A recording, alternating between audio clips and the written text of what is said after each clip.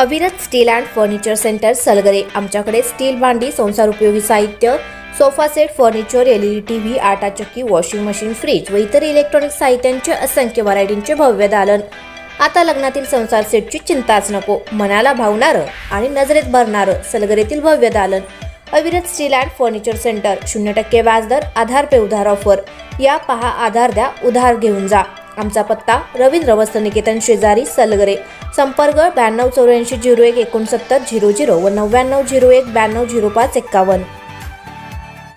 प्रत्येक बातमीतील घटनेच्या वास्तविकतेची तुलना थेट पाहत रहा चांगली अपडेट। कवटेमहाकाळ तालुक्यातील आरेवाडी येथील श्री बिरोबा देवाच्या यात्रेला येत्या 13 एप्रिलपासून सुरुवात होत असून दिनांक 15 हा यात्रेचा मुख्य दिवस आहे। यात्रेपूर्वी दरवर्षी होणारी शांतता समितीची बैठक होणार नसल्याने देवस्थान ट्रस्ट व यात्रा समितीने नाराजी व्यक्त केली आहे। प्रशासनाच्या वतीने कुच्ची विभागाचे मंडलाधिकारी प्रशांत बुचडे यांनी सोमवारी ट्रस्ट सदस्यांची भेट घेऊन यात्रेसंदर्भात चर्चा केली। महाराष्ट्रासह कर्नाटक, आंध्र प्रदेश आणि गोवा राज्यातील लाखो भाविकांचे श्रद्धास्थान व आराध्य दैवत असलेल्या आरेवाडी येथील श्री बिरोबा देवाच्या यात्रेला येत्या 13 तारखेपासून सुरुवात होत असून 15 एप्रिल हा यात्रेचा मुख्य दिवस असल्याची माहिती देवस्थान ट्रस्टचे अध्यक्ष राहुल कोळेकर व माजी उपसभापती जगन्नाथ कोळेकर यांनी दिली। ऐन उन्हाळ्यात भरणाऱ्या श्री बिरोबा यात्रेत भाविकांना पिण्याच्या पाण्याचा सतत पुरवठा करण्यासाठी युवा नेते रोहित पाटील यांच्याकडून 10 टँकर देण्यात येणार असल्याची माहिती त्यांनी भ्रमणध्वनीवरून दिली आहे।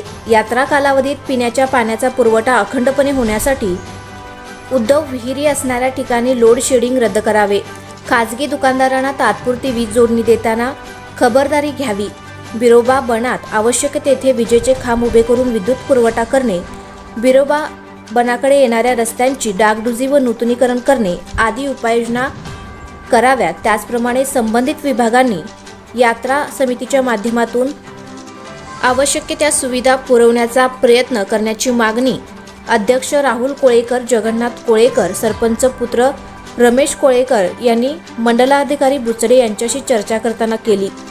यात्रा समितीने मंदिर परिसरात असणारे अतिक्रमण काढणे, दुकानगाळ्यांना रस्ते सोडून जागा देणे, अग्निशमन दलाच्या गाड्या हजर ठेवणे, स्वयंसेवक नेमणे आदी कार्यक्रम पूर्ण करतानाच बेशिस्त व हुल्लडबाज मंडळीवर कायदेशीर कारवाई करण्याचा इशारा दिला आहे।